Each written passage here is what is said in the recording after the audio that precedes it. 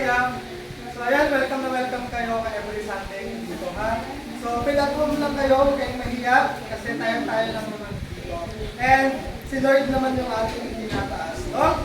So, dahil may communion tayo, maikli lang yung ating pag-usapan ngayon. And isang bagay ito na makakatulong sa atin. So, ayun na yung mga friend mo, ano? Hi, bago rin kayo ba? Hindi. So, alam niyo ba, kapag tinatanong tayo, saan ka nagsisimba sa gabi niyo? Yan lang sa tabi-tabi. Ay, doon lang, lumusong pa doon lang. Nasaan lang, diba? So, kapag tinanong tayo, saan kayo nagsisimba? Anong religion niyo? Christian. Diba? Parang, saan kayo nagsisimba? Doon sa may tinigipan. Basta, pasok ka doon, religion. Sulok-sulok eh, basta doon kami nagsisimba. Pero, minsan hindi natin alam kung ano ba talaga yung tawag sa atin. Alam mo ba yung tawag sa'yo, maliban sa Christian ka? Alam mo ba yung tawag sa'yo? Alam ba yung, kung ano yung paniniwala natin? Kung bakit dito yung simbahan natin? Alam niyo ba yun? Basta nakamuso lang tayo, di ba? Ay, basta ano pa nga yung pastor nyo? Sino yung pastor namin, ha? Basta hindi ko pinanggalin eh. Basta mo matangkad siya, tapos asawa nyo, di ba? Kahit na pastor na hindi nyo alam yung pangalan. Ha? Bantay lang talaga kayo pag hindi ko talaga alam. Nasabi ko sa inyo. So, sa pagkatapos natin ang topic na yun, gusto ko maintindihan nyo at para alam nyo yung isasagot ninyo, alam nyo kung saan yung faith nyo, saan pinagmulan, bakit ganito yung tawag, bakit ganito yung tawag, para alam nyo kung paano yung sagot. Hindi yung, basta doon, basta ano yung Christian church yun, basta na lang, diba? Paano kung kulto pala to? Diba? Kaya hindi ka nag-ritual tayo, diba? Paano kung kulto pala to, tapos doon na kayo ng doon, diba? Minsan kasi, hindi niyo siya masagot ng maayos, kaya yung nanay, tatay, mga kapatid ninyo, hindi naniniwala sa inyo eh. Saan ka nagsisimba? Basta doon, diba? Parang sila din, hindi naniniwala kasi hindi mo naman kayang i-explain ano yung paniniwala natin, diba? So, ngayon ako na to, pag-usapan natin ang mga bagay na ito. Paano natin masasabi na sa dami-dami ng mga katuruan patungkol sa pananampalataya, ang Diyos na ating pinaglilingkuran ang tunay at totoo? Paano kaya? Paano? Tingin niyo paano? Paano natin masasabi na sa dami-daming relihiyon, dami-daming simbahan, dami-daming mga kung ano-ano pa man, yung pinaglilingkuran nating Diyos, siya yung tunay at totoo? Paano kaya? Hindi ko alam pastor, basta ako pag Sunday sa simbahan ako, di ba? So, i-recap muna natin. So, alam niyo ba, na Christ Redeemer Church, alam niyo ba,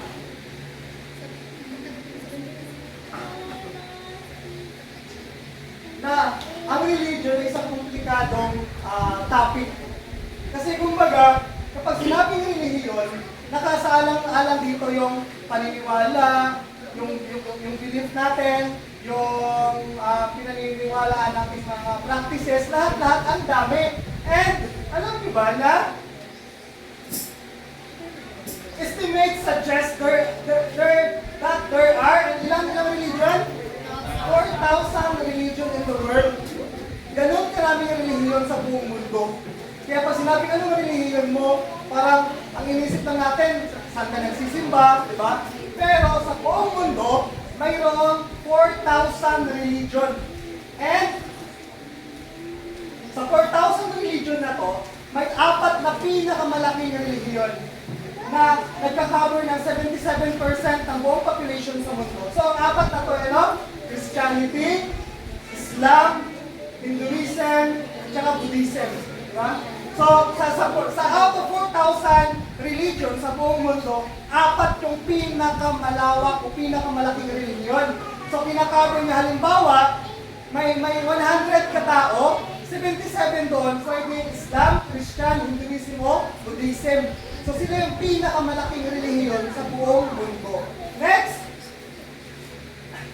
Islam. Ano yung paniniwala nila? Ang paniniwala ng Islam, emphasize that Jesus is only a prophet and messenger from God. Ano daw?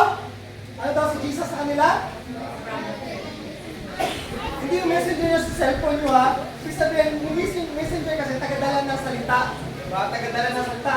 Yung Islam, ini-emphasize nila na si Jesus daw ay prophet lang, propeta, at saka messenger lang ni Lord. Pangalawa, Hinduism. Ano pastor kung lagi siyang nag-iit? Yes, dito nag-iit. Sabi daw sa Hinduism, Jesus is not seen as the one true God, only revered as a spiritual figure. Alam niyo yung spiritual figure? Ano yun? Yung parang isang imahe siya na nagsisimbolo sa parang Diyos siya, gano'n. And, example, sa Hinduism, tinatawag nila pag mga teacher, yung mga nagtuturo ng mga about spiritual, sa kanya ay acharya. Hindi ko alam kung tama yung pagkabasa. Acharya, hindi yung atsara na kinakain na, acharya. Ibig sabihin ng teacher, o kaya sadho, o sado. Sado, ang ibig sabihin, holy man or avatar. Sino nakakain ng avatar? Diba? Hindi yung kulay blue na tao. Pero sa kanila, divine incarnation. So, sa Hinduism, hindi nila pinapaniwalaan ang God si Jesus, pero spiritual figure lang siya. Halimbawa, may nakita kang ribulto dyan na Diyos, parang spiritual figure lang siya. And, pangatlo, Buddhism. Sino nakakilala sa Buddhism ay sa Buddha? Pag malaki daw ang tiyan, Buddha daw yun. Diba? Kasi malaki ang tiyan ng Buddha, diba? Jesus is only seen as a historical figure who achieved high level of spiritual enlightenment. Ibig sabihin nun, halimbawa, si King, isang taon siya nagaganyan-ganyan doon. Pagtapos ng isang taon, ano na siya? Buddha na siya. Kasi nakaano na. Waka-waka gano'n. Kasi ano daw? High level of spiritual enlightenment. Kumbaga, nag-focus ka, nag-concentrate ka ng ilang taon, ilang buwan. Kapag ka napunta ka na sa ganung sitwasyon, spiritually enlightened ka na, pwede ka na maging Buddhist. Diba? Yung mga monk sa nila, kaya ka magiging Buddhist. Kasi nag-training ka, nag-undergo ka ng mahabang pag-enlighten. So, natatandaan natin, ano ba yung Islam? Si Jesus daw ay prophet and messenger lang. Sa Hinduism naman, ano lang si Jesus sa kanila? Spiritual figure. Sa Buddhism naman, si Jesus ay historical figure lang. So, sa tatlong yan, hindi sila magkakapare-pareho, magkakaiba-iba. And lastly, Christianity. So tayo na to. Ang paniniwala natin ay sabay-sabay natin basahin, Jesus is God, one and only Son of God, given as sacrifice so that humans will have eternal life in heaven. Sayang, hindi nagbabasa si Dayan. Kasi pag nalalaman ko pa nagbabasa si Ate Dayan yun, nauuna na walang tuwid, walang tuldok siya yan. Diba? So, naniniwala tayo na kapag sa Christianity, tayo sa Christian, si Jesus ay Diyos. One and only Son ni God. Kaya kapag may napapansin niyo yung mga religion na may tinataas na tao, ay anak siya yung Son of God. Pinapakilala na anak siya, na siya daw yung parang si Jesus daw siya sa lupa na to. Hindi totoo yun. Dahil si Jesus na yung nag-isang anak ng Diyos Ama. Wala nang iba. Kapag kami narinig kayo na parang, ito yung anak siya ng Diyos Ama, katulad ni Jesus, sabihin na yun, kulto na yun. Kasi walang ibang anak. Ang Diyos Ama, kundi si Jesus Christ. And, given a sacrifice so that human would have eternal life in heaven. So, namatay siya, para maligtas tayo. Next! Bakit magkakaiba-iba ang mga relihiyon? So, tingin nyo ba yan, bakit? Sino gusto sumagot? Taas ng kamay, dali. Sino gusto sumagot? Okay, sige lang. Bakit kayo magkakaiba-iba ang relihiyon? Kasi po iba-iba po yung mga Diyos sa paniniwala nila. Amen. Ano pa? Maraming iba-iba yung tinuturo nila sa atin. Iba-iba, diba? Iba-iba tinuturo, iba-iba yung paniniwala, diba? So, lahat ng yan, kaya nagiging relihiyon siya kasi magkakaiba-iba tayo ng ginagawa sa loob ng simbahan. Pero, para ma-compact natin yung information, bakit magkakaiba-iba ang relihiyon? Ang sagot talaga ay ito. Kung kung mapapansin natin sa mga relihiyon, magkakaiba-iba tayo dahil sa kung ano ang paniniwala natin patungkol kay Jesus. Ulitin natin ha, magkakaiba-iba ang bawat relihiyon kasi nakadepende kung paano tayo naniniwala kay Jesus. Bakit? Kasi sabi niya sa John 14 verse 6, sabi ni Jesus doon, I am the way, the truth, and the life. No one come to the Father but by me. So si Jesus lang yung daan. Ngayon, yung mga relihiyong kanina, hindi sila naniniwala na nasa God si Jesus, propeta lang daw siya, spiritual figure lang daw siya, historical figure lang daw siya. Pero kaya magkakaiba-iba ng relihiyon kasi magkaiba-iba ng paniniwala about kay Jesus. Yun lang naman yung magkakaiba-iba sa atin eh. Kasi may mga relihiyon na naniniwala na may Diyos Ama, naniniwala silang may Diyos Ama, pero hindi sila naniniwala kay Jesus. Nakukuha nyo? Nakukuha nyo? Naniniwala sila sa Diyos Ama, pero hindi sila naniniwala kay Jesus na Diyos din siya. Nakukuha nyo? And ito pa. Domination. Denomination.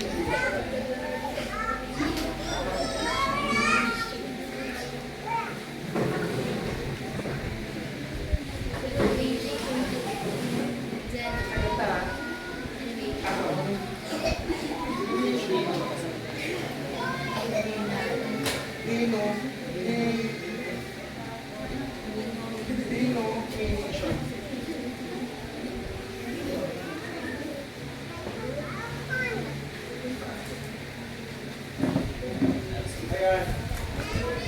So, kanina, ang pinag-usapan natin ay religion. So, ano kaya itong denomination? Ano kaya ito?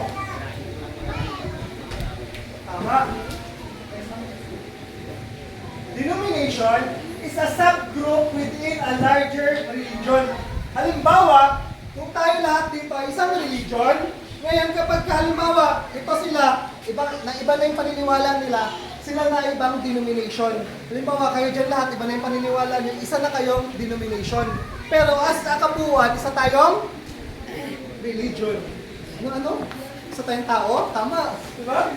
So, kapag kabuuan tayo, isa tayong religion. Pero sa isang religion, nagkahati-hati pa into denomination. Halimbawa, kung ang buong Palawan ay isang religion, pagkahinati-hati mo, halimbawa, iba yung Puerto Princesa, iba yung Rojas, iba yung Taytay, iba yung El Nido, yun yung denomination. Ano ibig sabihin nito? Is a subgroup within a larger religion. Ibig sabihin, sa isang pong religion, hinati-hati dahil sa kanilang mga paniniwala pa. Kaya nagkakaroon na denomination. Next. Christian denomination. Ngayon, dahil Christian tayo, pag-uusapan natin, syempre yung mga Kristiyano lang din.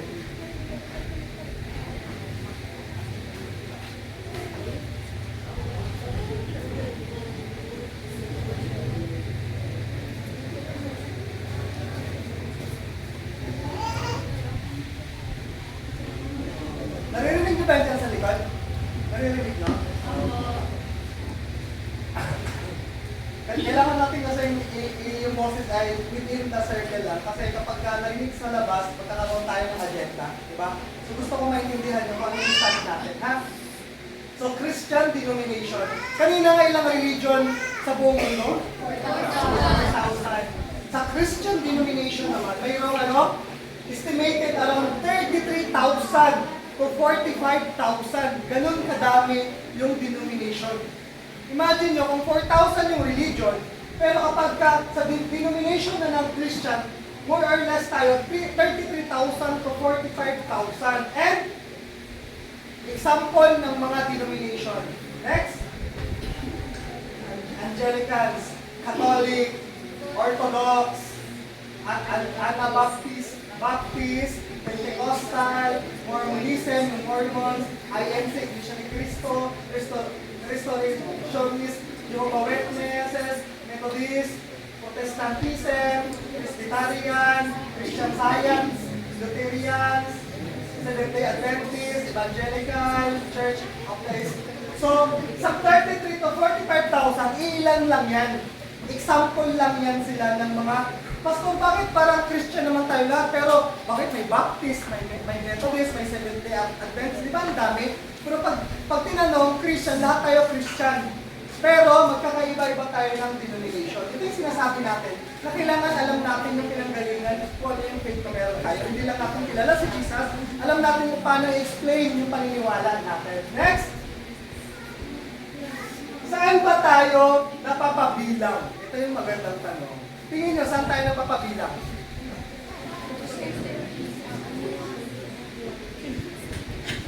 Pag may bariyata ako, ang makakasagot, bigyan mo ng 200. Ha?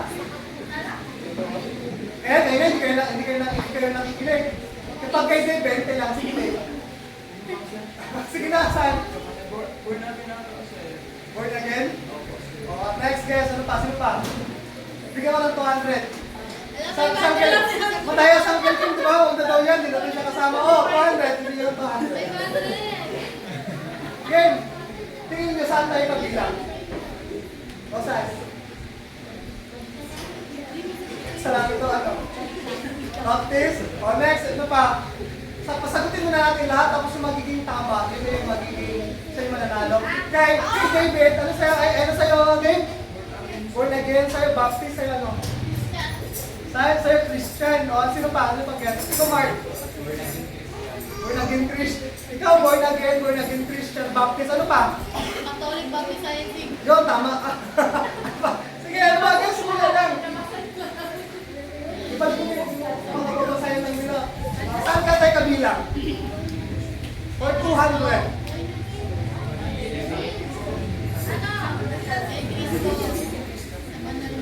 Oh, ayun po.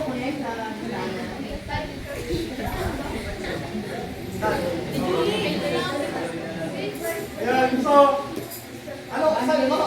Oh, next. Bilang tayo saan?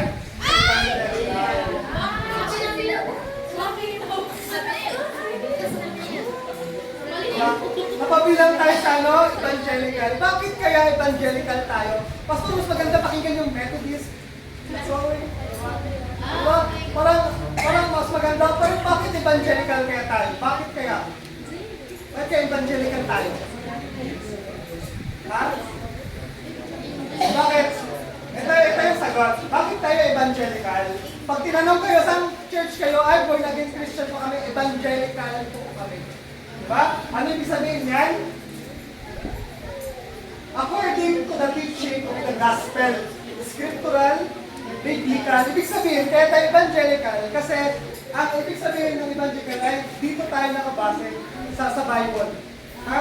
Wala tayong ibang pinukunan ng source, ibang book, ibang mga aklat, kundi sa Bible lang tayo. Kaya ano, ito, mapapansin nyo, ay, ano, scripture, ibig sabihin sa verse, biblical, ibig sabihin, lahat ng mga tinuturo natin ay nandito. Kaya ini-encourage ko kayo magbasa ng Bible, para naman kapag nagbanggit ako ng kung ano-anong maturuan, nabasa nyo sa Bible, ay, totoo pala, nabasa ko pala. Kung pag huwag kayo kagad maniniwala sa sasabihin ko, dapat binabasa nyo talaga, di ba? Malay nyo kung ano-ano ng pinangsasabi ko, hindi nyo naman nabasa sa Bible, di ba? Kaya ano tayo? Evangelical tayo kasi lahat ng katuruan natin ay nakabase sa Bible. Di ba? Kung wala sa Bible, hindi tama. Kung wala sa Bible, mali yun. Lahat nandito sa Bible. Next! Key characteristic kung bakit evangelical tayo. 4 lang to.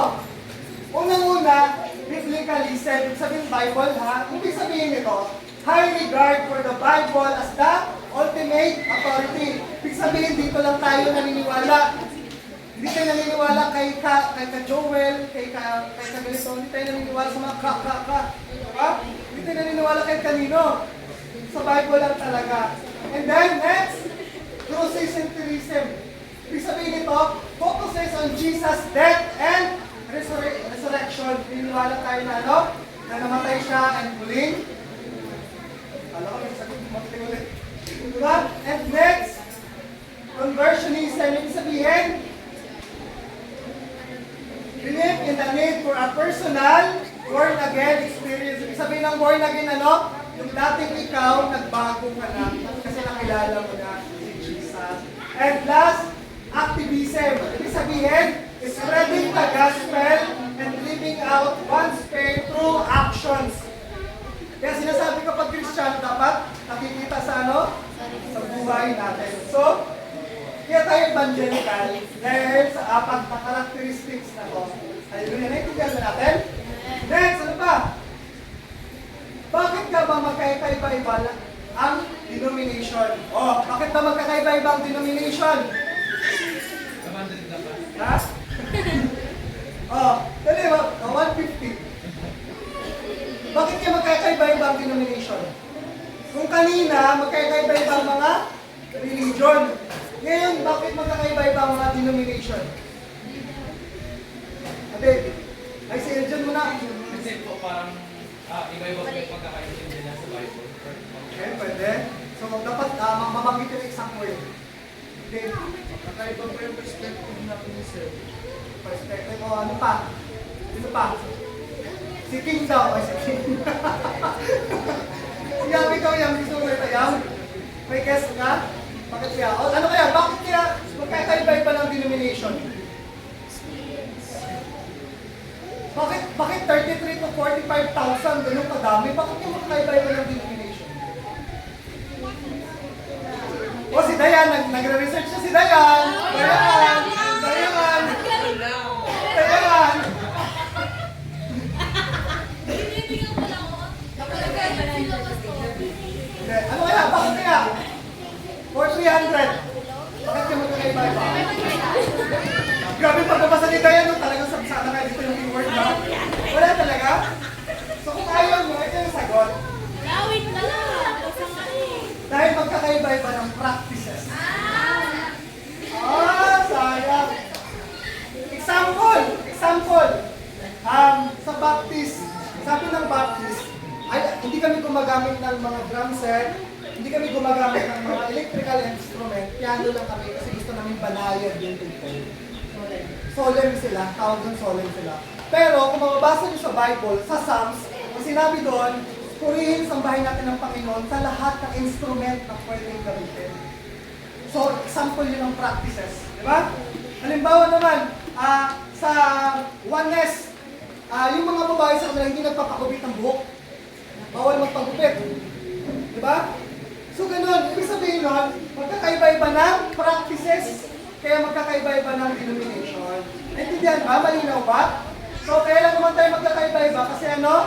Magkakaiba-iba tayo ng mga practices, di ba? Para sa atin dito, gumagamit tayo ng lahat ng instrument kasi naniniwala tayo sa book ng Psalms na pwede siyang purihin sa pamamagitan ng lahat ng musical instrument. Diba sa atin, okay lang magpagupit, diba? Hindi dahil tutubuhan ka ng maraming puto, diba? Kasi hindi naman makaka-apekto sa faith yan yung mahaba lang ang buhok natin. So, magkakaiba-iba lang tayo ng practices. Next! Practices. Ang ibig sabihin ng practices,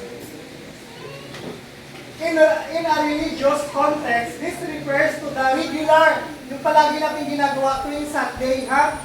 Regular, customary action, ibig sabihin palagi natin ginagawa, rituals, wala naman tayong mga ritual, di ba?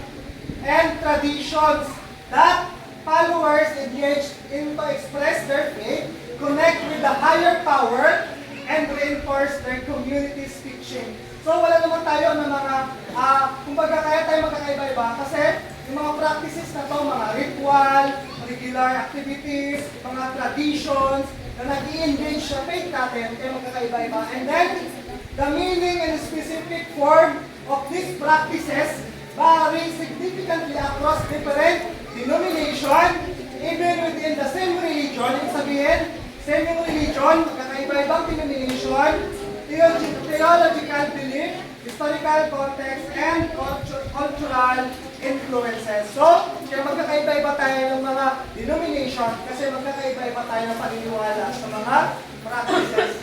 Next!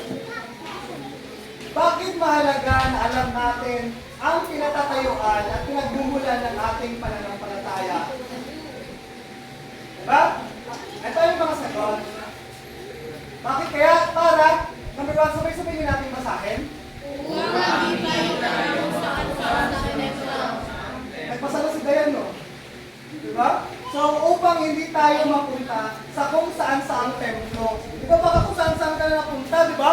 Kung saan-saang simbahan ka na nagpunta-punta, nag-ate natin. Pangalawa, Upang hindi tayo maniwala sa so, upang hindi tayo maniwala sa isang ulam yan. Kaninong naturuan. Kumbaga parang hindi tayo naniniwala, doon po kasi sabi ni ganito, sabi ni ganyan, no? Again, sa Bible lang tayo magbase. Pangatlo, upang hindi tayo sumamba sa anumang kulto o larawan na gawa ng tao.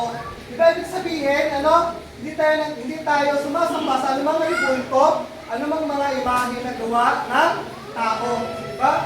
And last, upang hindi tayo sumamba sa ibang tao maliban kay Jesus nung siya ay nagkatawang tao. Diba? So, yung iba hindi naniniwala na si Jesus ay nagkatawang tao. Diyos siya, bakit pa siya nagkatawang tao? Diba? So, gano'n. Yung iba naman, pinaniniwalaan na nagkasala daw si Jesus kasi nagalit siya dun sa templo. Diba? So, magkataiba-iba tayo ng paniniwala. Pero, yung apat na yan, malinaw sana sa isip natin yan. Next.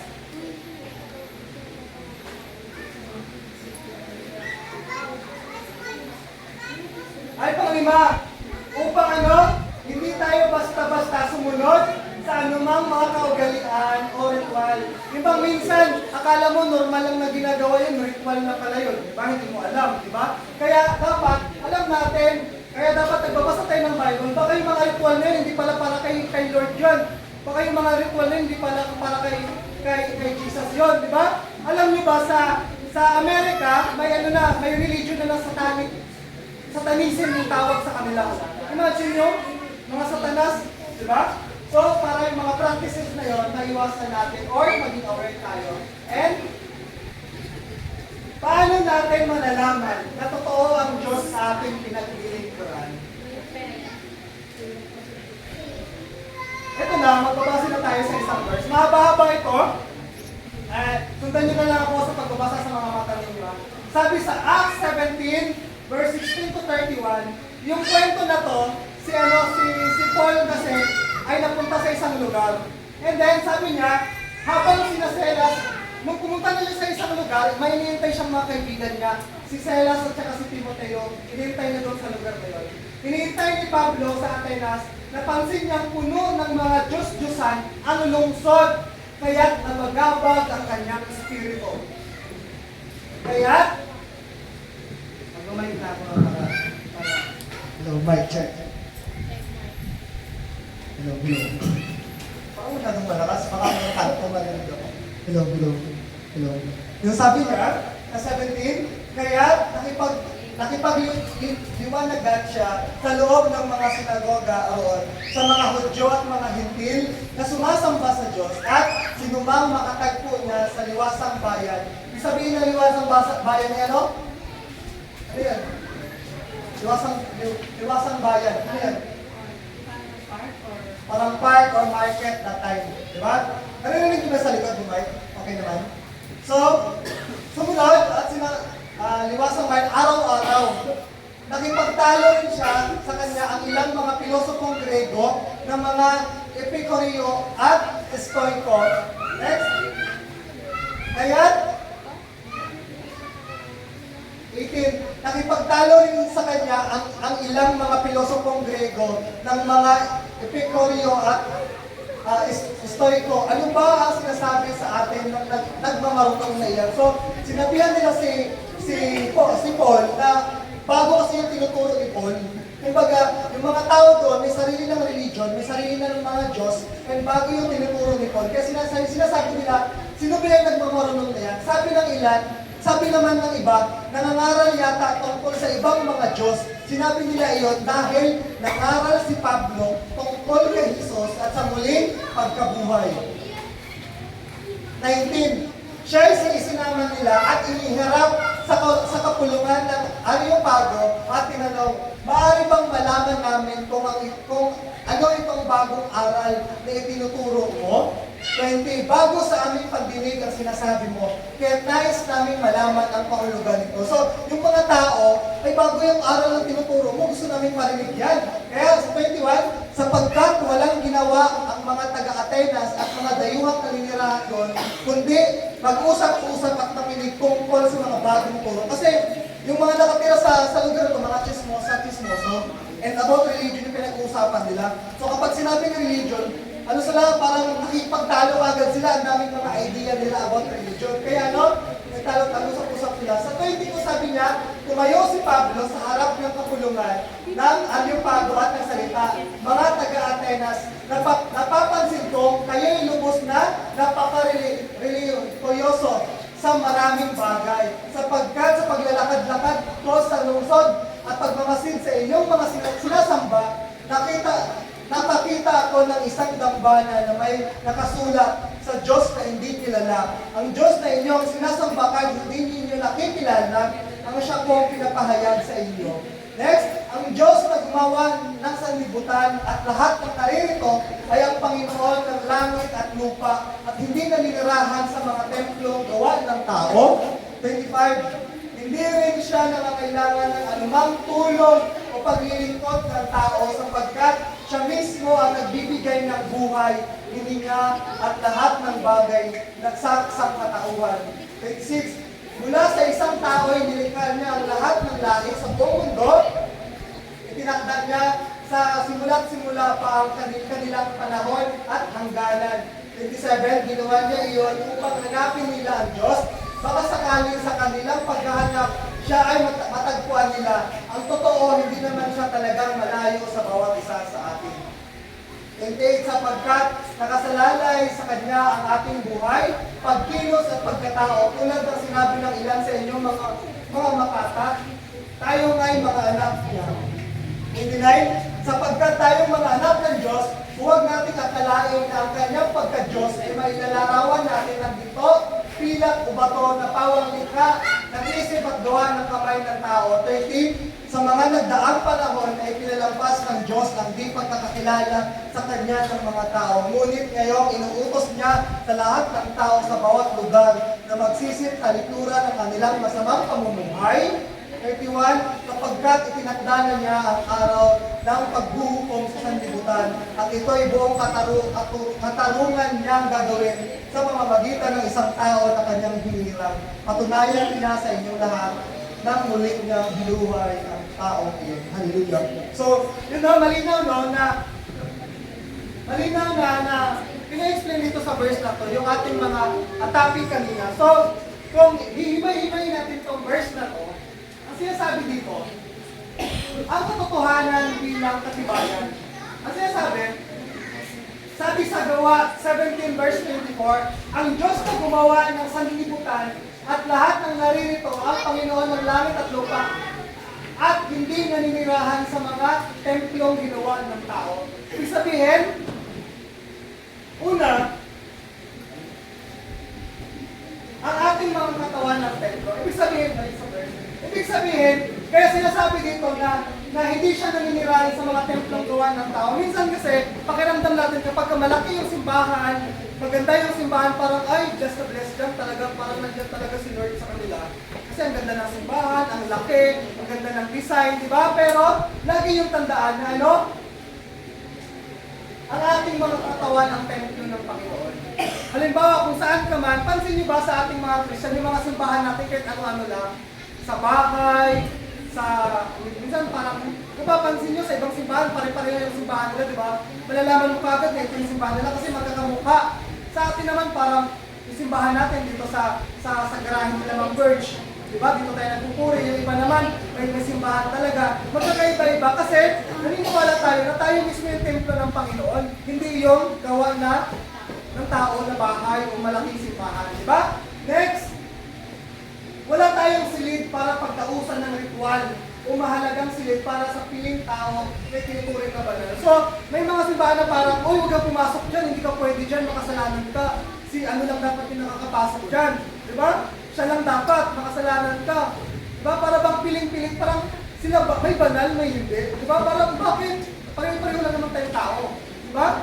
So, wala rin tayong silid na nagre-ritual tayo na. Diba? Wala. Kumbaga, dito tayo nagpupuri, dito tayo nagsasamba sa Panginoon. Next! Sabi sa 1725, hindi rin siya nangangailangan ng anumang tulong o paglilingkod ng tao sapagkat siya mismo ang nagbibigay ng buhay, hininga at lahat ng bagay sa sangkatawan. Pansinin nyo, di ba yung word na tulong o paglilingkod? Di ba? Next! Sabi dito, hindi tayo nagdaraos ng anumang parada sa isang tao o ribulto. Sabi niya nga hindi niya kailangan ng paglilingkod o tulong. Kaya hindi tayo nagdaraos ng anumang parada o anumang mga ginagawa para sa isang ribulto. Next, hindi rin tayo nagdaraos ng anumang araw bilang pag-alala sa isang tao o isang ribulto. Diba? Ano pa? Ang buhay at totoong Diyos ay hindi binubuhat-buhat, hindi nililipat-lipat, at hindi ginagawang burloloy sa katawan. Pansin nyo, may mga, imagine nyo, Diyos ka na, pero bubuhatin ka, diba? Bubuhatin ka, diba? Ililipat-lipat ka. Ay, ngayon, para ngayon, bestong row na to, dito dapat ilagay yung Diyos na to. Ay, medyo sobrang blessing na sila lahat, ang tatabaan nila, o ilipat na naman dito yung Diyos, para sila na naman ipagpalain, diba? Pag sinabing totoong Diyos, ibig sabihin, hindi niya kailangan ng tulong, hindi niya kailangan tulong buhatin siya, diba? Imagine mo, Diyos, bubuhatin na papunta doon sa kabilang lugar. Grabe naman, walang pa. Diba? So, hindi siya binubuhat-buhat, hindi siya nililipat-lipat. Medyo itong nasisinabi na ito, medyo laging blessed na. Ilipat naman natin sa kabilang angle para ito naman mga maarawan, ito naman yung mga blessed. Diba? Hindi gano'n. And, hindi tayo naglalagay sa mga katawa natin, mga parang, ingatan talaga ako ni Lord. Kasi yung kwintas ko, may mukha na kung sino-sino. Diba? Pinatato ko kung sino-sino. Diba? Kasi parang pakiramdam, banal na banal yun. Kaya may tato ka, kaya may mga burnonoy ka. Diba? So ano?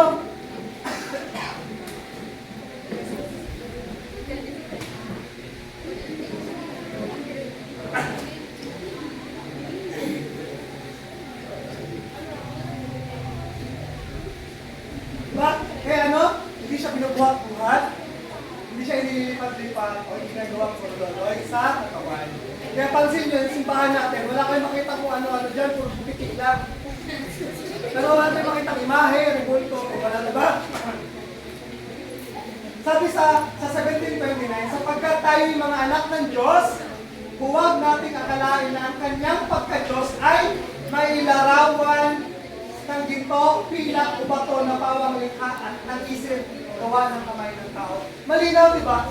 Yung pagka-Diyos niya, hindi natin magagawa. Alam niyo ba, pag sinasabi na, kilala niyo ba si Jesus? Yung mukha ni Jesus na alam natin, na nakikita natin sa mga picture, alam niyo ba na hindi talaga yun yung mukha niya? Pero kapag tinanong, sino si Jesus? Kaya tayo kumikita tayong lahat. Tapos imagine nyo yung mukha ni Jesus. Di ba ang papasok sa isip nyo yung mukha ni Jesus na nakikita nyo sa mga picture? Di ba? Pag pumikit kayo, di ba? Kahit anong isip nyo, nakikita nyo yung mukha ni Jesus, yung nakikita nyo sa picture. Di ba? Pero alam nyo ba, wala pa nakakakita sa mukha ni Jesus na tao. Kasi dahil sobrang banal ng Diyos, pag nakita mo siya, mamamatay ka agad. Kaya yung mukha na nakikita nyo, at idea lang yan ng tao, na pinakalat. Pero, hindi talaga yun yung mukha ng totoong Jesus na sinasama natin. Diba? So, nilalason na yung kaisipan natin, ito yung mukha niya, pero hindi talaga. Diba? Malinaw? Next. Hindi tayo gumagawa o naglalagay na anumang mga ribulto o imahe ng tao o simbolo para sambahin. Kaya, walang mga kaartihan yung ano natin, walang mga kung ano-ano man. Kasi, hindi tayo gumagawa ng mga kung ano-ano na gawa ng tao. Dahil hindi inaalam yun ng Panginoon. Diba? Ano pa? Bakit maraming katuruan? Bakit kayo maraming katuruan? Diba kanina maraming religion? Kanina maraming denomination. Bakit kayo maraming katuruan? For 100. Bakit kayo maraming katuruan? Hindi ka kayo nakakasagot sa bakit kayo maraming katuruan? Idea nyo lang, wala namang, idea nyo lang. Bakit kaya? I ask me, tingin mo. Bakit maraming katuruan?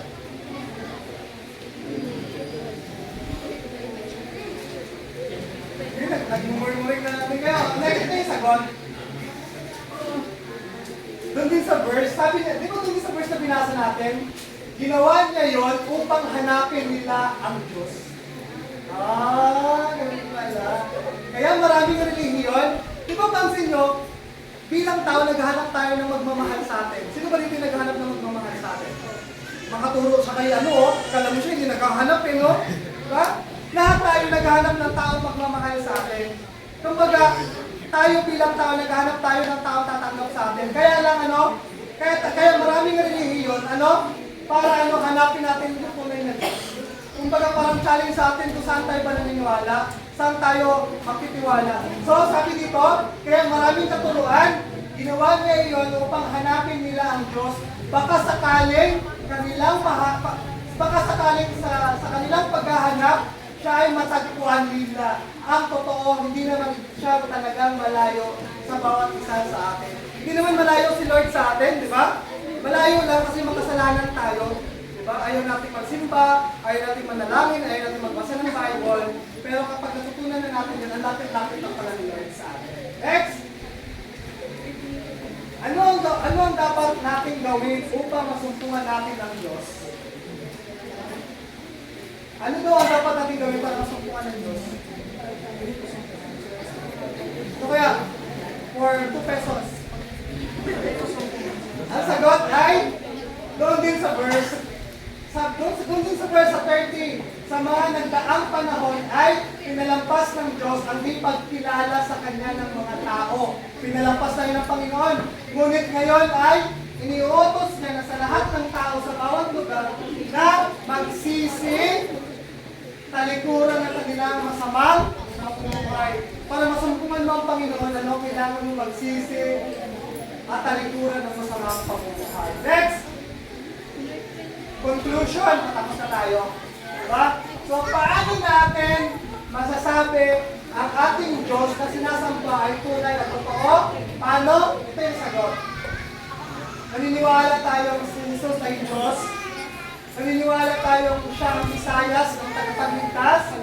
Naniniwala tayong siya ay namatay at muling nabuhay. Naniniwala tayong siya ang nag-iisang anak ng Diyos Ama. Naniniwala tayong siya ay nabuhay at nagkatawang tao. Malinaw yan, no? Kaya,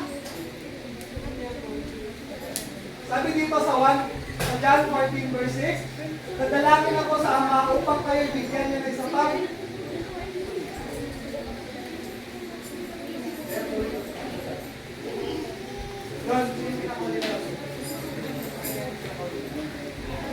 Yun, so, sabay-sabay natin itong basahin. 1, 2, 3, go. Ang sinumang individual na pareho ng ganitong paniniwala tungkol kay Jesus ay kaisa natin sa mananampalataya.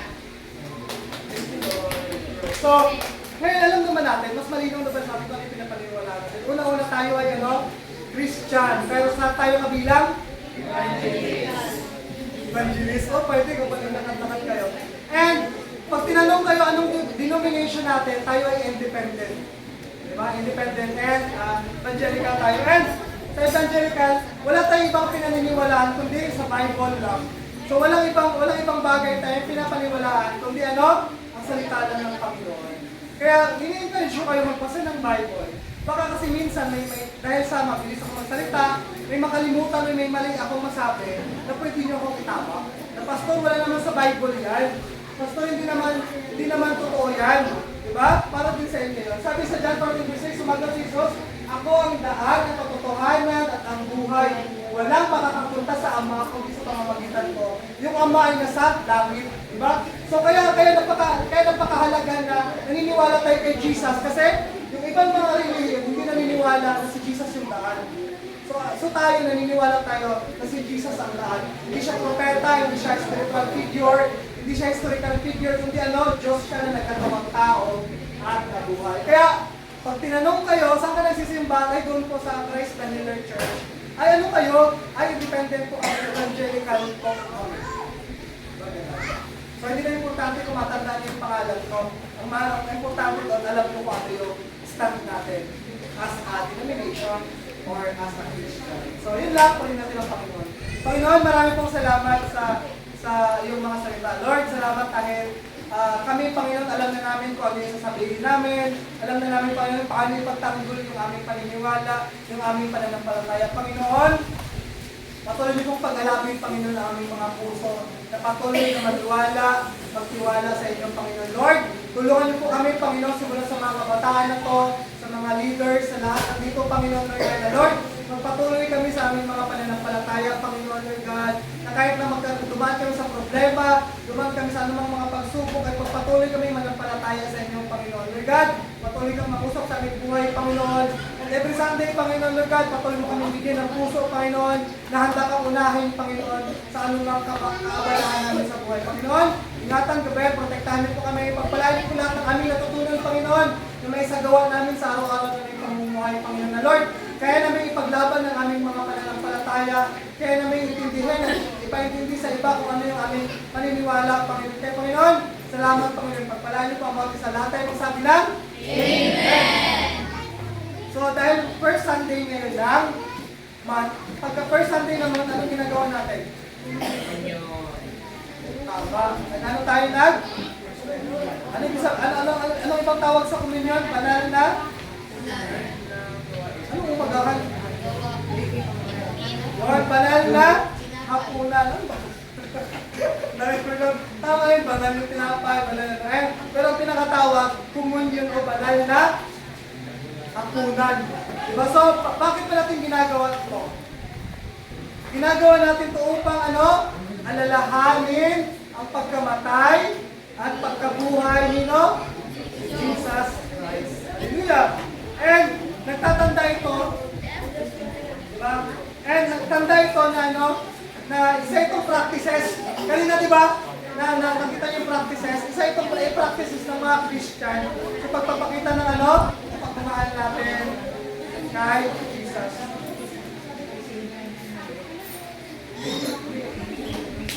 Diyan, pato na ka mag-distribute. Diyan, dalawa.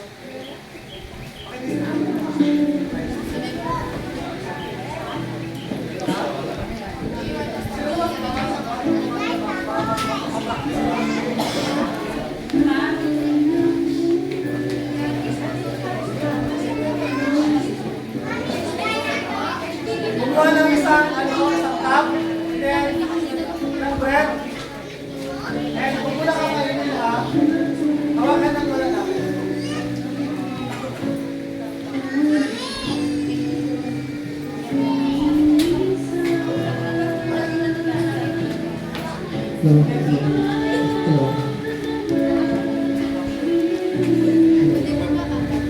Sumaya pa, malagyan.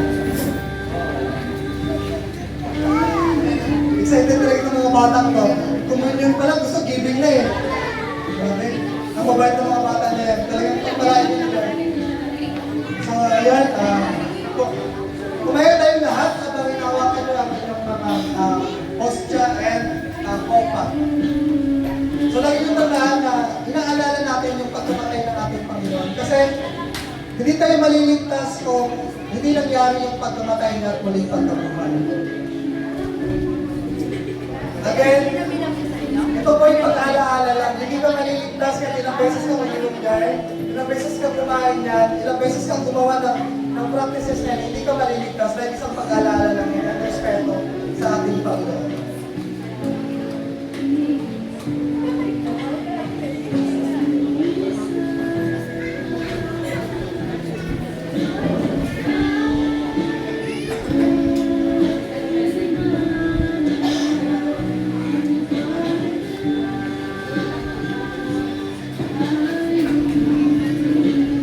Meron na lahat?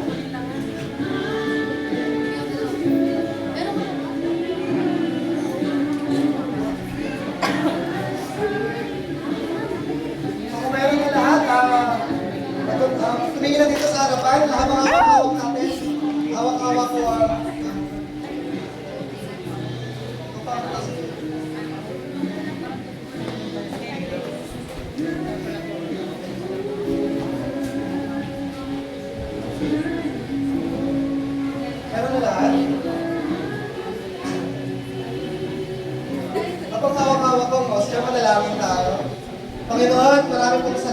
sa pamamagitan ng pagkamatay ni Jesus sa banal na krus ng Kalbaryo. Panginoon, salamat dahil nagkaroon kami ng kaligtasan, Panginoon Lord. Kung hindi dahil namatay ka sa krus ng Kalbaryo, wala kami dito, Panginoon. Kami mga makasalanan. Kaya Panginoon, nagpapasalamat po kami dahil namatay ka, Panginoon, para sa kasalanan ng bawat isa sa amin. Lord, salamat dahil naawa ka sa amin, Panginoon. Dahil ikaw ang naging pag-asa namin, Panginoon, sa mundong ito. Kaya, Panginoon, naalala namin, Panginoon, ang iyong pagkamatay at pagligtas sa amin. Panginoon, sabi sa iyong mga salita sa 1 Corinthians 11:23 verse 24, sapagkat ito ang turo na tinanggap ko mula sa Panginoon at ibinigay ko naman sa inyo. Noong gabing siya'y pinagkanulo, ang Panginoong Hesus ay dumampot ng tinapay, nagpasalamat at pinagpira-pira sa iyon. At sinabi, ito ang aking katawan na inihandog para sa inyo. Gawin ninyo ito bilang pag-alala sa akin. Tanggapin natin.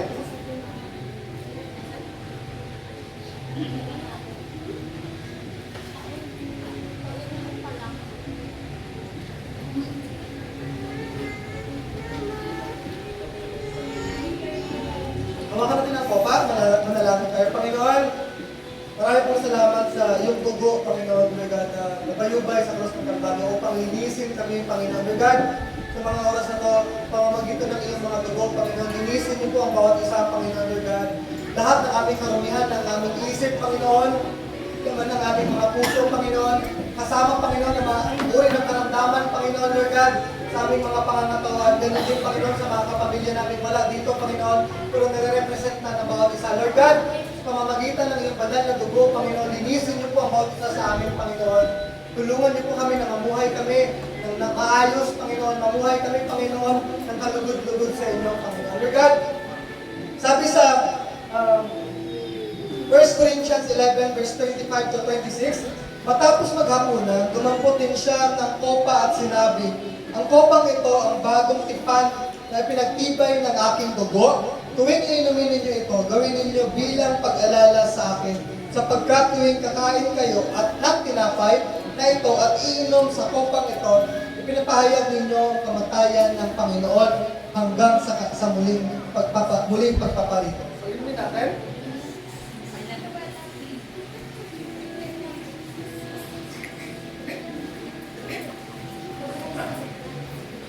Panginoon, maraming pong salamat sa kaligtasan ng bawat isa, Panginoon. Lord God, patuloy namin inaalala, Panginoon, ang pagligtas mo sa amin. Patuloy namin nire-recognize, Panginoon, na kayo ang Diyos na nagkatawang tao upang maligtas kami sa aming mga kasalanan, Panginoon. Lord God, sa aming paglakad, Panginoon, sa mundong ito, Panginoon, Lord God, samahan niyo po kami, Panginoon. Gabayan niyo po kami, Panginoon, sa lahat ng aming gagawin, Panginoon. Tulungan niyo po kami, Panginoon, na mamuhay kami, Panginoon, Lord God, ayon sa inyong kalooban, Panginoon, Lord. Kaya namin ipaglaban sa aming mga kaibigan, sa aming mga pamilya, aming mga relatives, Panginoon, aming mga loved ones, Panginoon, yung pananampalatayang meron kami, Panginoon, at Lord God, bawat isa sa aming pamilya, Panginoon, sa mga circle of friends namin, Panginoon, mga tao nakapalibot sa aming, Panginoon, ay sa pamamagitan ng bawat isang naririto, Panginoon, makikilala rin nila, Panginoon, Lord God, ang Diyos na aming sinasamba. Pagpalayan niyo po ang bawat isa, Panginoon, Lord God, na maging kagamit-gamit, Panginoon, upang ikalalago ng inyong gawain, Panginoon, na Lord, sa pamamagitan, Panginoon, ng mga kabataan ito sa kanilang mga pamilya, Panginoon, magmumula ang kaligtasan, Panginoon, Lord God, at makakasama nila sa paglilingkod sa Panginoon ng kanilang mga kapatid, nanay, tatay, ate, kuya, Panginoon, Lord God, tito, tita, Panginoon, lola't lola, Panginoon, lola't lolo, Panginoon, Lord, tulungan niyo po kami, Panginoon, Lord God, na yung pananampalatayang meron kami, Panginoon, na hindi namin ikakahiya, hindi kami matatakot, Panginoon, Lord God, na sabihin na kami naniniwala sa inyo, Panginoon, na kami Christian, Panginoon, Lord God, na kami namumuhay ayon sa inyong katuruan, ayon sa Biblia, Panginoon. Kaya, Lord God, maraming salamat. Patatagin niyo po ang bawat isa, palakasin niyo po kami sa aming mga pananampalataya, na lahat ng nakakausap namin, Panginoon, ay makikita nila, Panginoon, na kami yung mga anak mo. Kaya, Panginoon, binabalik ko namin lahat ng pamulit po salamat sa inyo lang, lahat tayo magsabi na, Amen. So, ayun, nanako na tayo sa ating pagbibigay. So, sa mga batang nagbigay kanina, giving time na talaga ito, ha? So, malaya tayong magbigay. Kung ilan ang ating gustong ipagkaloob para sa Panginoon. So, ilagay lang natin sa basket yung mga pagkaloob natin para sa ating Panginoon. Ha? Nabay yung pera?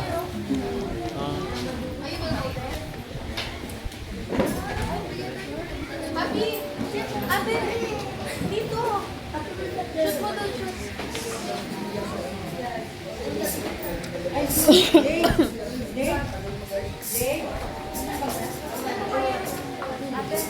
Over there, all you see there.